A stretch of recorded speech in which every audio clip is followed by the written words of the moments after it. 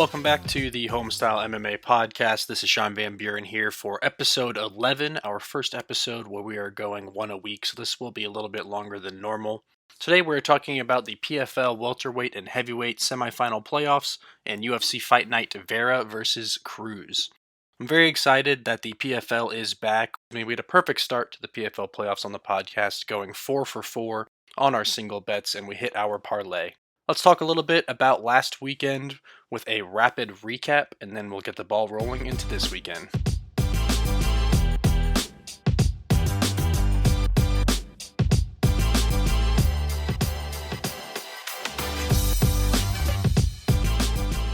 Let's start with the PFL in our rapid recap. We had Robert Wilkinson versus Omari Akhmedov in the light heavyweight finals, and Olivier Aubin-Mercier versus Stevie Ray in the lightweight finals. Both are excellent matchups and what I expected going into last weekend. Robert Wilkinson looked phenomenal in this fight. The finishing sequence in the first round was a beautiful combination of hooks and finished off with a sneaky knee right up the middle, knocked out Delon Monte on his feet. He fought super well behind the jab, used his length expertly. It was really an impressive win for Robert Wilkinson. Omari Akhmedov won his fight exactly like we thought he would. I said last week that Omari would be able to keep this fight standing, and he did a great job stopping takedowns throughout that entire fight. Akhmedov was landing very clean counterpunches as well, so we kind of had Josh Silveira thinking about the counter striking on the feet, and he wasn't able to get the fight to the mat for the takedowns. Akhmedov found a home for his right hand coming from several different shots and angles. He utilized many different combinations in this fight, while Josh Silveira mostly threw 1-2s, but not much else from a striking variety standpoint. Omari was throwing hooks, uppercuts, 2 or 3 punch combos. It was a very impressive display of striking that made Silveira a little tentative on the feet. This will be a great light heavyweight finals matchup, and I'm really looking forward to that when it comes around. Olivier Aubin-Mercier won his fight in all aspects of MMA. He landed left-hand knockdowns to start both the second and third rounds, jumped on Alexander Martinez both times, and then just smothered him on the ground for the remainder of those 2 rounds. I gave a 10-8 to OAM in the second round, and he dominantly won this fight. He stayed busy on the ground as well and constantly threatened submissions. For the Stevie Ray versus Anthony Pettis fight, we predicted this one perfectly.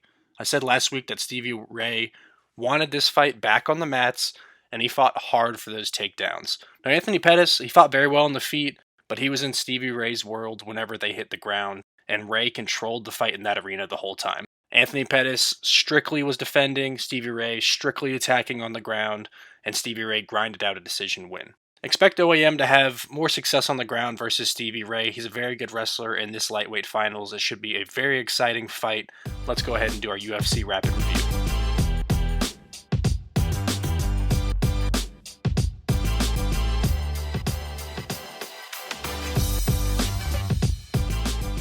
UFC rapid review, we had so many finishes. What an amazing night. Bueno Silva had a really nice armbar submission win to start the night against Stephanie Egger, although it was tough to see the tap. One judge did very clearly see the tap, though, and provided some clarity. Like I said last week, Corey McKenna's wrestling was the difference against Miranda Granger, and she got the first female Von Flute choke submission in UFC history in round 2. Brian Battle landed one of the most vicious head kick knockouts that I think I've ever seen in round 1 against Takashi Sato. Sato was knocked out on his feet once Battle's shin connected with his face. Terrence McKinney had very fast striking, got a takedown, then got on Eric Gonzalez's back like a backpack, all in the first few minutes of the fight to get a standing rear naked choke submission. McKinney continued to win in impressively fast fashion in the UFC. Sergey Spivak was very sharp on the feet, which made his wrestling and takedowns that much more efficient. I told you on the podcast last week that I thought Spivak would get this fight to the ground where he would dominate. He finished Augusto Sakai with a second-round TKO victory. Juliana Miller, our first tough fight of the night. The Ultimate Fighter finalist proved that she is the real deal with a third-round TKO victory over Brogan Walker. She dominated with her wrestling to get to that position for the win. Our second tough fight of the night, Zach Palga looked very sharp and fast on the feet in this fight. He jumped in and out very efficiently, but the power of Muhammad Usman proved that he only needs one shot to put you to sleep. He landed a vicious left hook knockout in round 2 and absolutely knocked out Palga cold. Jeff Neal could not have looked better with his striking against Vicente Luque. Jeff Neal had multiple knockdowns in this fight. He was very patient, before he finally put Luque to sleep with a flurry of left-hand uppercuts against the cage, probably 5, 6, 7, 8 in a row. It was incredible. Happened in the third round. It was the first time that Vicente Luque was knocked out in his professional career, so it was a very impressive win for Jeff Neal. And then the main event was as good as advertised. Thiago Santos went for a staggering 20 total takedowns, but Jamal Hill did a great job immediately getting back to his feet, stuffing most of them from even happening, and these guys left it all on the line as they were both exhausted by the end of this fight. These fighters were very even in what was a very close fight until it ended. Thiago Santos, tired from all the wrestling in round 4, Jamal Hill got the TKO victory by finishing Santos on the ground against the cage. He unloaded the clip at the end of the fight, showing that he has plenty of stamina to turn it on late in fights to get the victory. This is one of the first times we saw Jamal Hill get into the 4th round, and he definitely had the energy left in the tank to finish this fight. 10 fights, 10 finishes. What a night for the UFC, and let's go ahead and take a look at those bets.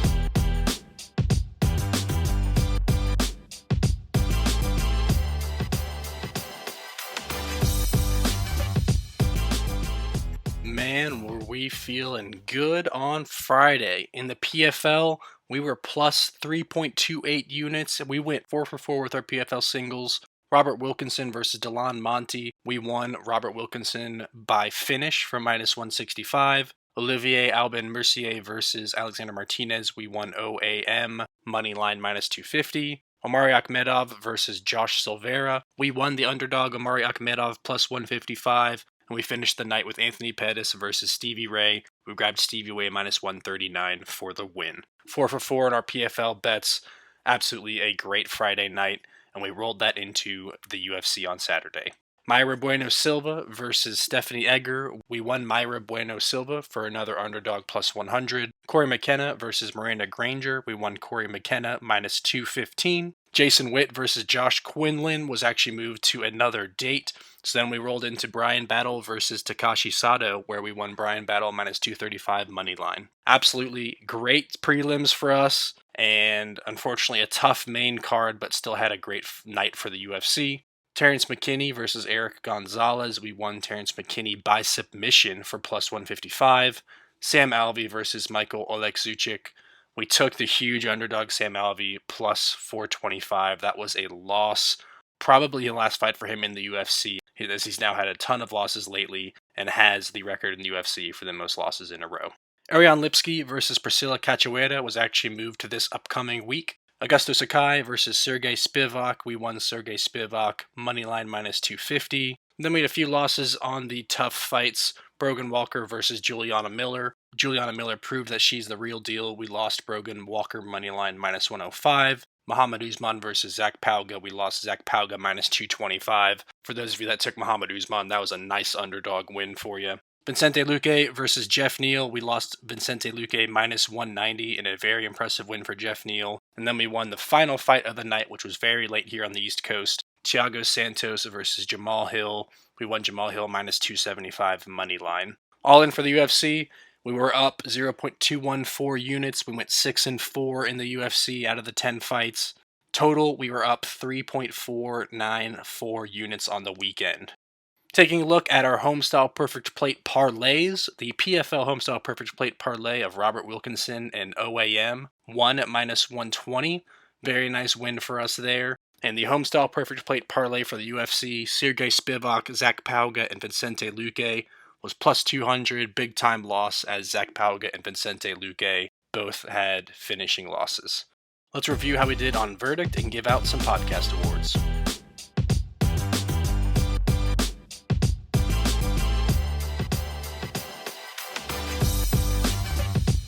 Not a bad night at all for us on Verdict. We finished with a silver medal for being in the top 40% of predictions for the UFC main card. We perfectly predicted Terrence McKinney first round submission and the Sergey Spivak second round knockout. Other than that, we only had Jamal Hill winning correct.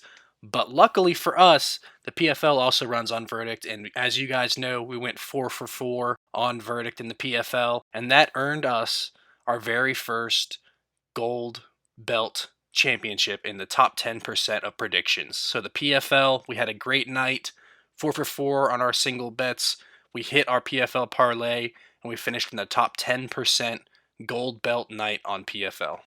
Diving into the Homestyle MMA Podcast Awards, we start off with the Mashed Potatoes PFL Performance of the Night. That is going to Robert Wilkinson. He had that impressive first round finish and walked away without a lot of wear and tear. We didn't have an early prelim fight for the UFC, but our mac and cheese UFC prelims performance of the night is going to Brian Battle. He had that incredible head kick knockout of Sato. And we finish off our awards with the Chicken and Dumplings UFC main card performance of the night. That is going to Jeff Neal for being the first person to knock out the incredibly durable Vicente Luque. Had Luque not been as durable as he is, I think this fight would have ended much earlier. Absolutely great night of gambling, and let's go ahead and dive into the upcoming PFL fights to see if we can do it again.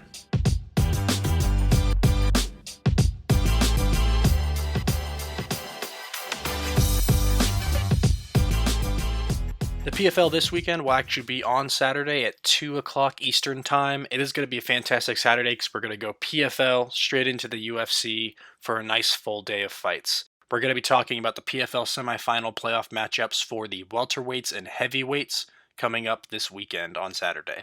Our first fight of the night, Sabadou C and Carlos Leal. Sabadou C is the number 2 seed welterweight going up against the number 3 seed Carlos Leal. Sabadou has a 4-inch height advantage and 5-inch reach advantage. Both fighters earned themselves 6 points during the regular season with 2 wins each by decision.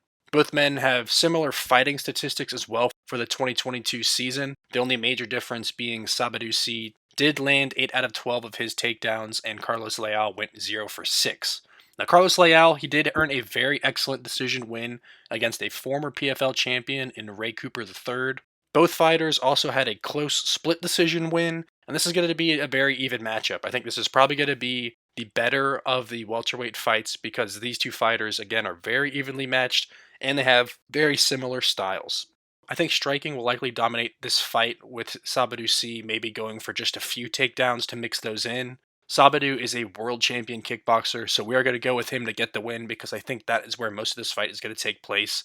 Expect Sabadou C to use kicks, use his jab efficiently to take advantage of those reach advantages, and I think Sabadou C will probably get a decision victory here, and we'll get a rematch from the regular season of Rory McDonald versus Sabadou C for the finals. That's my prediction.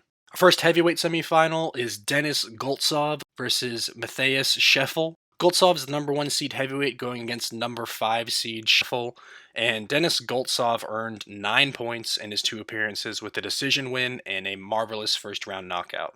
Matthias Scheffel earned 3 points in a decision win that went 1 for 1 in the regular season. This is a very lopsided matchup in my opinion. Matthias Scheffel is filling in for the injured Bruno Capoloza. I think Capoloza versus Goltsov would have been a fantastic fight. Unfortunately, we're not going to have that this year. Denis Goltsov has a 3-inch height and 2-inch reach advantages. He's a well-rounded MMA fighter, landing 21 out of 27 takedowns during the regular season. That is a ton of wrestling for heavyweight. Clearly, he's got excellent cardio. Denis Goltsov is 7-1 in the PFL in his career, and I just think he's going to be too much to handle for Matthias Scheffel. Denis Goltsov is going to wrestle his way to a victory, get a finish on the ground. I think he can either do it through ground and pound or through submission. Denis Goltsov is a former Combat Sambo world champion. He's finished 5 of his 7 PFL wins. This guy is a very dominant fighter. He's a dark horse for this heavyweight division to win it all this year. Best of luck to Matthias Scheffel, but I think this is probably the most lopsided fight of the night for these PFL playoffs. Denis Goltsov has too many ways to win on the feet or on the ground. Look for him to get the ground and pound or submission win to end it, and I could even see it potentially happening in the first round. Our next heavyweight matchup, Ante Delija versus Renan Ferreira. This is a really excellent matchup. Delija is the number 2 seed heavyweight, and Renan is the number 3 seed. Renan Ferreira is an absolutely massive man. He's got a 3-inch height and 6-inch reach advantages at a staggering 6'8" tall. Neither fighter went for a takedown in either of their 2 regular season appearances, so expect someone to get knocked out in this fight. Ante Delija scored 8 regular season points with a decision win and a 5-point second-round knockout. The knockout came against another heavyweight in this playoffs, Matthias Scheffel, as we just discussed. Likely, I think, going to get finished in his semifinal matchup Renan Ferreira scored 6 points in the regular season with a first round knockout, but he then had a decision loss, so he was 1-1 during the regular season. Ante De Lija, he's going to utilize all of his stand-up weapons as he does. He typically uses kicks as well as punches very efficiently, while Renan Ferreira mostly likes to go to work with his hands. Renan Ferreira can be controlled on the ground, which is what happened in his decision loss, but I don't think Ante De Lija will go for a takedown. Based on the PFL fighter performance rating, Ante De Lija actually lost every round in his decision win during the regular season. So these guys are very evenly matched. They both are going to want to stand and fight. They're going to try to exchange on the feet. We are taking Renan Ferreira. I think it will likely happen by knockout, and this should be a very intense fight while it lasts. I think either way, someone's going to sleep. Our final PFL matchup of the night is Rory MacDonald versus Magomed Umalatov. Rory is the number 1 seed welterweight against the number 4 seed Umalatov. Rory MacDonald scored 6 points after going 1-1 in the PFL regular season. He had a fast first-round submission win to earn 6 points, and then lost a razor-close decision against Sabadou C, who is also fighting tonight. Rory utilizes a very wrestling-heavy attack. He attempted 7 takedowns in the Sabadou C fight. Magomed Umalatov only had 1 regular season fight in the 2022 season, but he earned his way into these PFL playoffs with a first-round knockout victory, earning himself 6 points as well. Umalatov sports a perfect 13-0 professional MMA record. He's a dominant striker. This is just a classic matchup of wrestler Rory MacDonald versus striker Magomed Umalatov. I think both guys have an advantage in their respective areas of expertise, but both fighters are well-rounded. They can typically hold their own on the ground and on the feet, so they might cancel out just a little bit. Rory MacDonald does better with offensive wrestling. He can be controlled on the ground in the past, but I don't think he'll have to worry about that much against Umalatov. This is just a big step up in competition for Magomed Umalatov, and I think we're going with the veteran Rory MacDonald to wrestle his way to a win here. He needs to efficiently mix his striking and wrestling smoothly, because Umalatov will be looking for the knockout on the feet. He's an incredibly sharp striker, so it's going to be a tough entry for Rory MacDonald, but I think he finds those shots, gets the fight to the ground, and is able to get the win. Our early PFL predictions are that Rory MacDonald will be the 2022 welterweight champion, and Denis Goltsov will be the heavyweight champion. That wraps up our PFL semifinal matchups for the weekend. Let's take a look at the UFC.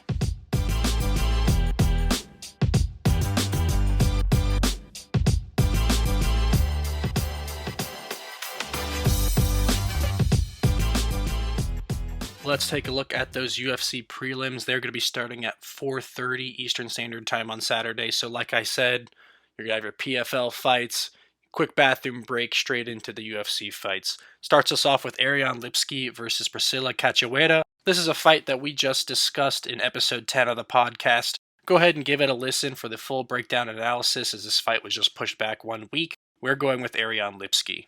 We'll start off going in depth on Youssef Zalal versus Damon Blackshear. These guys are similar in size. Youssef Zalal is on a 3-fight losing streak, but he's actually moving down a weight class to bantamweight for this fight. Damon Blackshear is making his UFC debut on a 4-fight win streak, including 2 title wins in CFFC. Damon Blackshear, very strong jiu-jitsu fighter, 8 of his 12 wins by submission. Youssef has never been finished as a pro, and his last 6 fights have gone to a decision. So he will definitely put up a fight here. He's on the 3-fight losing streak. He knows he has to win to stay in the UFC. The problem is Youssef Zalal likes to use his wrestling to get wins. He was outstruck in his last 2 losses, but he was out-wrestled in the other. He went 5 for 28 in takedowns in those 3 fights. He will shoot takedowns. He will try to use wrestling to win fights. But as I mentioned, Damon Blackshear likes to use his jiu-jitsu. So it could be very risky putting Damon on his back and allowing him to get to work with some submissions. Because of that, I think that Damon Blackshear is going to get a win in his UFC debut. Like I said, Youssef Zalal needs a win to stay in the UFC. Unfortunately, I'm not sure he'll get it in this one, but he will be fighting very hard. Next up is Ode Osborne versus Tyson Nam. Now, Ode Osborne, he has a very long reach advantage with 5 inches here. He's on a 2-fight win streak. Tyson Nam lost his last fight by split decision, but won the previous 2 both by knockout. I think that this fight will stay on the feet mostly. It's a very even matchup because both guys are going to stand and bang. For Tyson Nam, he actually hasn't fought since January of 2021, so he's coming off a decently long layoff. 12 of Ode's 15 pro fights have ended in a finish, and 5 of Nam's last 6 wins have come via knockout. Tyson Nam's a very excellent striker, a very good boxer, and he'll have to overcome a significant reach disadvantage, but I think that Tyson Nam will actually be able to get it done in this one. Expect Ode Osborne to maybe mix in a little bit of wrestling if he starts to fall behind on the scorecards. He does have maybe a little bit of an advantage in that area versus Tyson Nam, but generally speaking, I think these guys are going to want to stand and strike.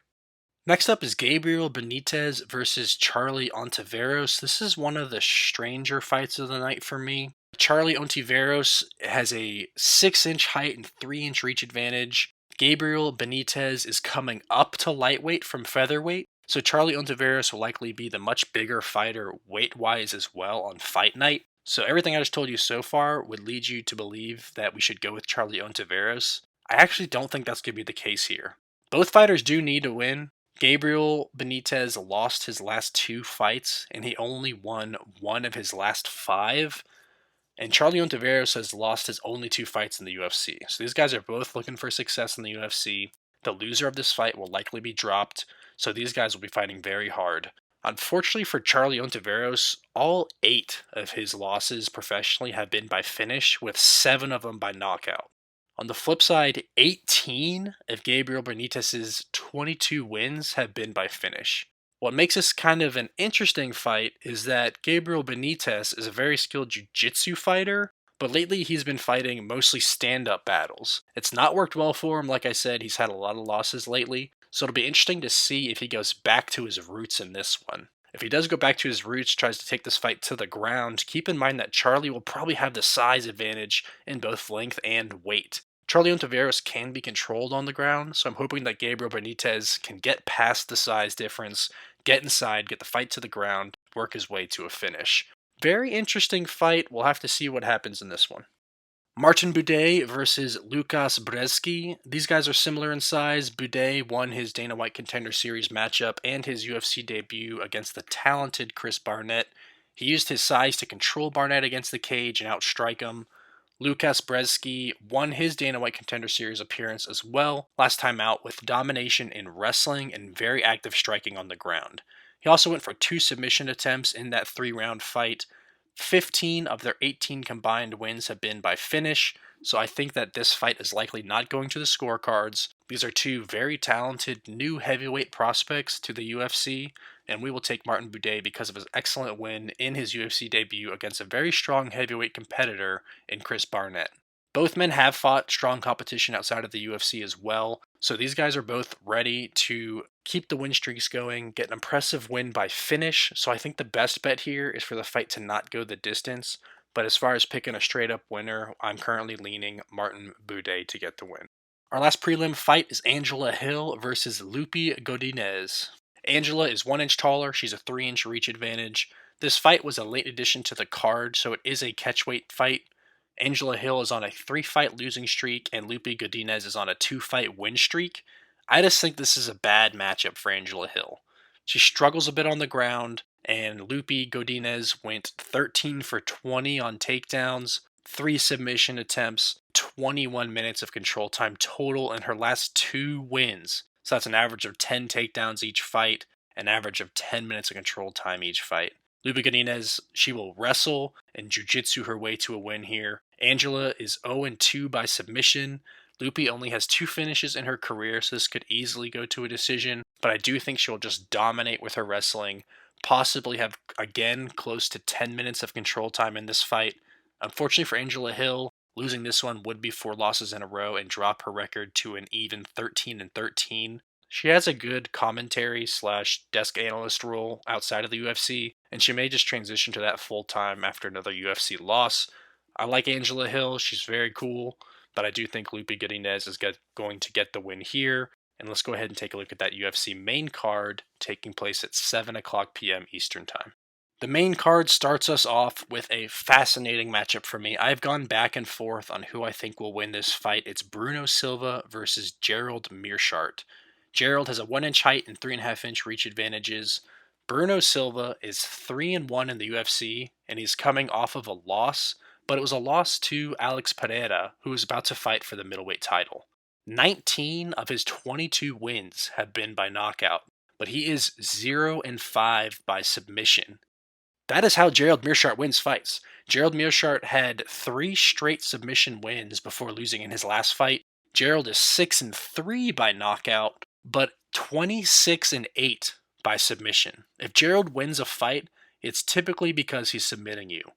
Bruno Silva obviously is going to want to keep this fight standing and striking because he's had 19 knockout victories versus Gerald's 3 losses by knockout, and Gerald wants this fight on the mats with his 26 wins by submission versus the 5 losses by submission for Bruno Silva. The problem in this fight, the reason I'm leaning Bruno Silva, is that he can knock out anybody at any time. It could be the 3rd round with a minute to go. He still will have that knockout power. On the other side, Gerald Meerschaert only needs to take you down once to find the submission. Then what will make it challenging, of course, is when you're going for a submission, you need time to work versus a knockout that could be one punch, fight ends in a second. It's a very tough fight to pick because the strength of one fighter is the weakness of the other. This fight starts on the feet. It's another reason why we are going with Bruno Silva. I think it'll likely be by knockout. But if Gerald Meerschaert gets Bruno Silva down on the ground, I will be sweating because he will likely get that submission win. Next up is Cynthia Calvillo versus Nina Nunes. This fight was moved to this event. We covered it back in episode 2 of the podcast. Go give that one a listen to hear the full breakdown analysis. I'm making y'all go listen to some older stuff again if you haven't heard them before. Trying to get a few more listens in, and obviously not really feeling the need to repeat myself, as hopefully you've been following along. This fight was originally scheduled for UFC Fight Night Dos Anjos versus Fiziev to help you find it a little bit more easier, but we are going with Nina Nunes. Next up on the main card, we have Devin Clark versus Azamat Murzakanov. Devin Clark has a 2-inch height and 4-inch reach advantages. He's 3-2 in his last 5 UFC fights, including a knockout win in his last appearance. Azamat won his UFC debut via 3rd-round knockout after earning a spot on the roster by getting a 1st-round knockout on Dana White Contender Series. Azamat is likely the better striker in this one, with 8 knockout wins out of his 11 professional wins. He can also wrestle pretty well. Devin Clark has been controlled on the ground in the past. He's more of an offensive wrestler. Azamat Murzakanov has never been finished in his 11 professional fights. Devin Clark has been finished in 5 of his 6 losses.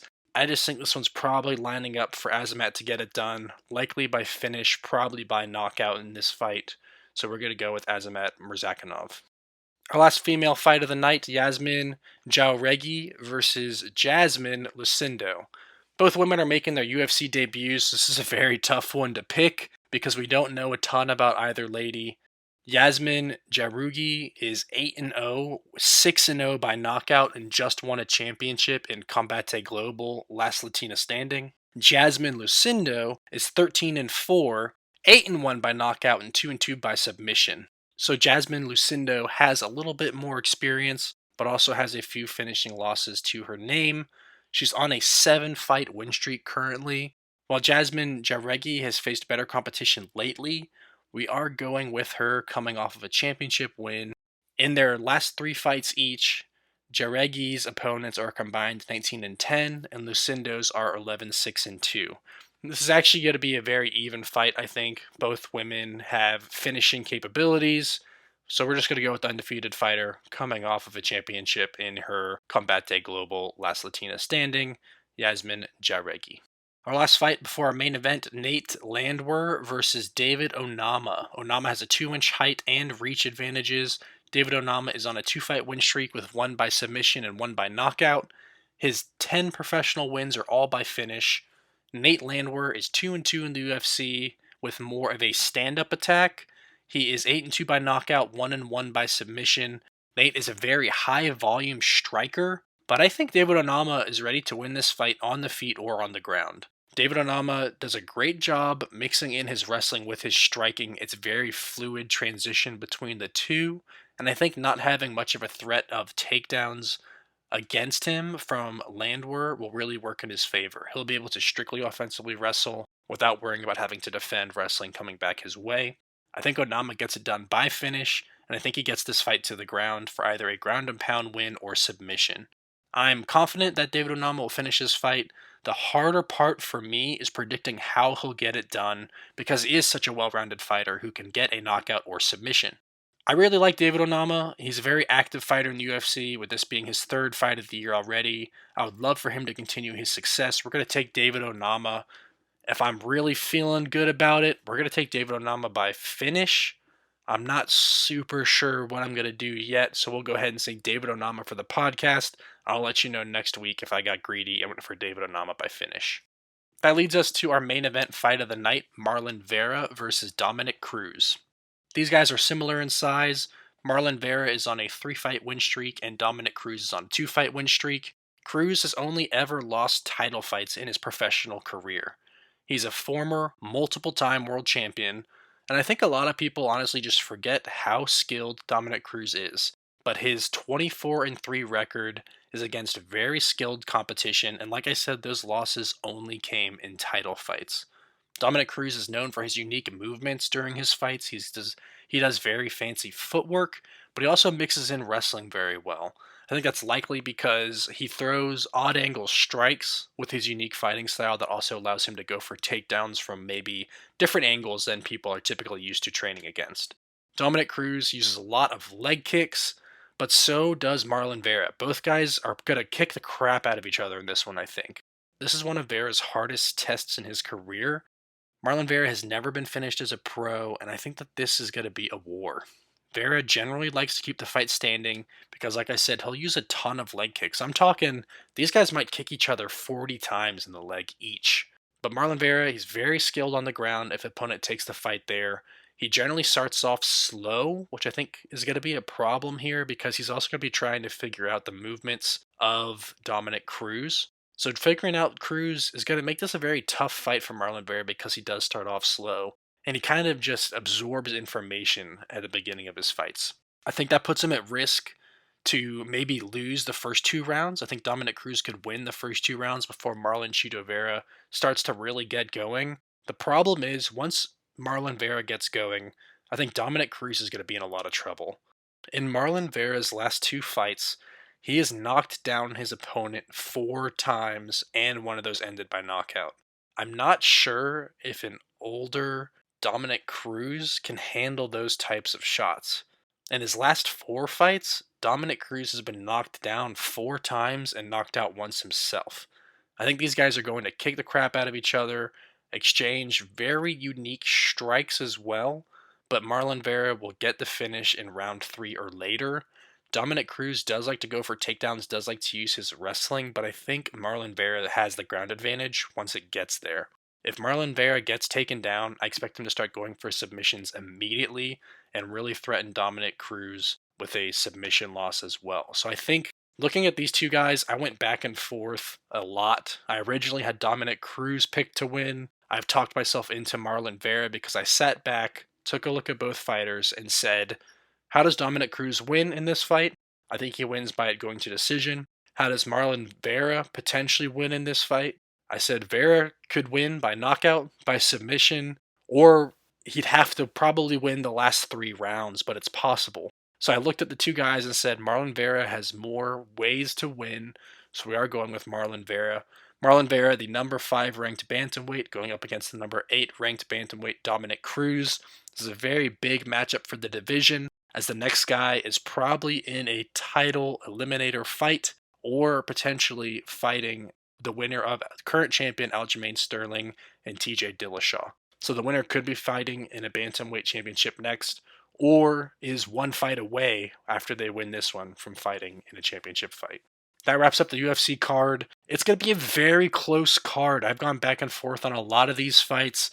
I think we might do a little bit more betting fights to not go the distance versus picking straight up winners, just because I think there are some interesting matchups with strengths and weaknesses. So let's not waste any more time. Let's dive into those bets.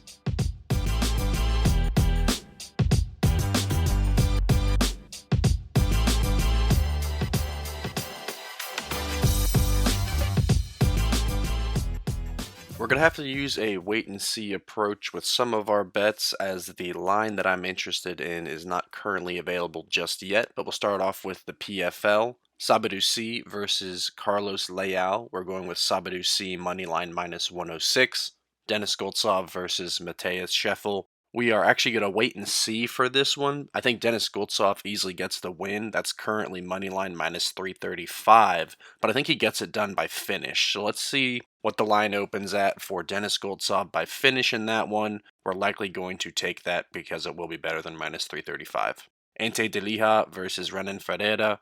We went with Renan Ferreira moneyline minus 125. And to end the PFL night, Rory MacDonald versus Magomed Umalatov. We are going with the underdog Rory MacDonald moneyline plus 220.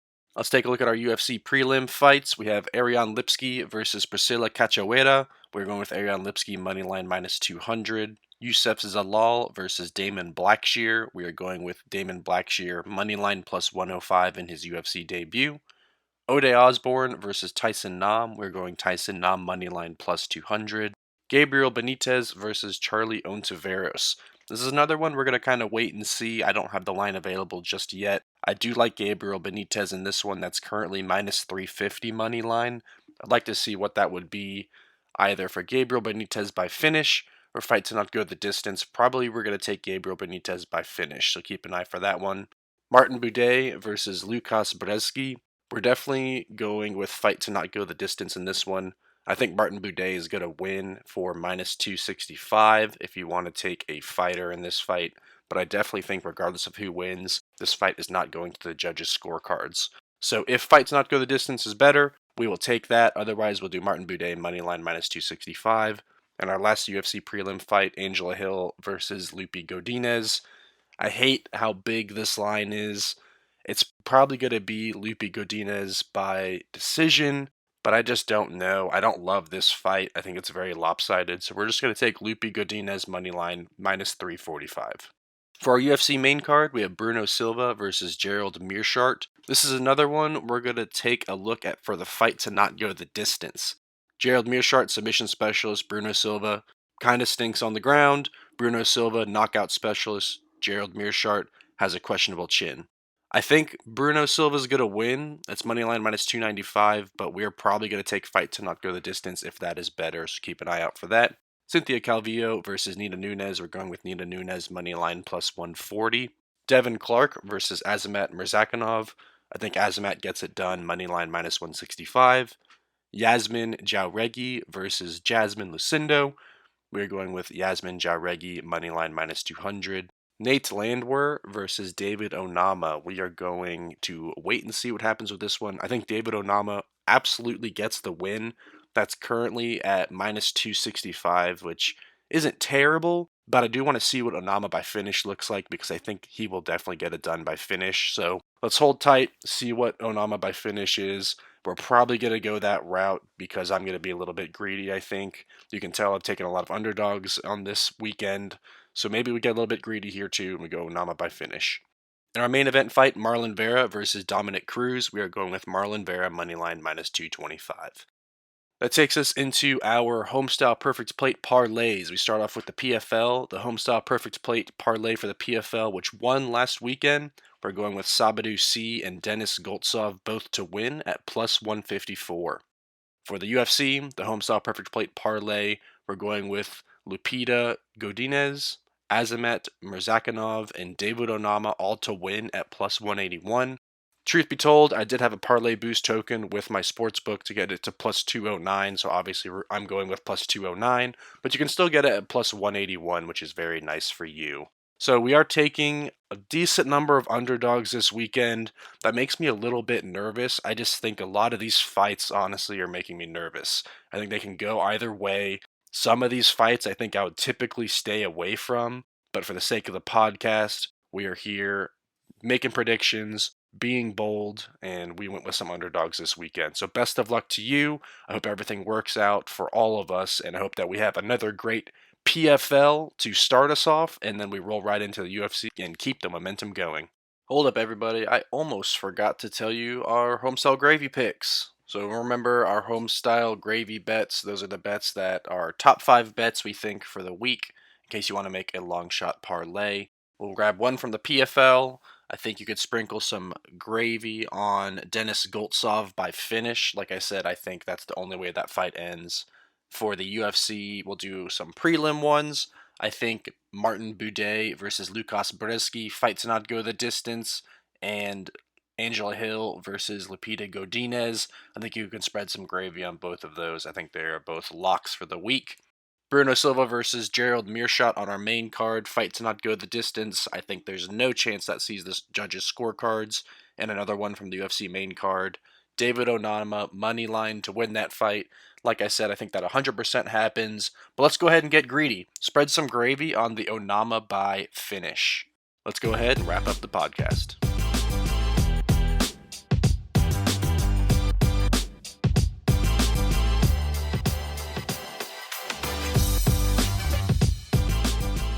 So to wrap up the podcast, this is a pretty scary UFC fight night from a betting perspective. I think a lot of these fights could easily go either way. Many of these matchups involve fighters strong in one area and weak in the other, while their opponent is strong in their weakness and weak in their strength. So we could see a lot of finishes again this weekend. That would be very exciting. 10 for 10 on finishes last weekend. It would be really cool if we had a similar situation turn out this weekend for back-to-back excellent UFC fight nights. Reminder that you will hear me again in 1 week. We're going to be doing Thursdays only for a little while here. I'll do a rapid review of the fights from this weekend, review our bets, give out awards, and then we'll look ahead to UFC 278 Usman versus Edwards 2 and the PFL playoff semifinals featherweights and women's lightweights. As always, please bet responsibly. If you have a gambling problem, call your state's hotline. I'll be posting my verdict scorecards for both the PFL and the UFC prior to the events on social media for the podcast. Please go follow at TheHomestyleMMAPodcast on Instagram, Facebook, and YouTube, and at Homestyle on Twitter. Check out www.TheHomestyleMMAPodcast.podbean.com for additional information about the podcast. If you enjoyed today's podcast, please subscribe, like, comment, and review. Next week, we'll recap some of these excellent fights from these cards and preview next week's matchups. Till next time, this was Sean Van Buren on the Homestyle MMA Podcast. Have a good one.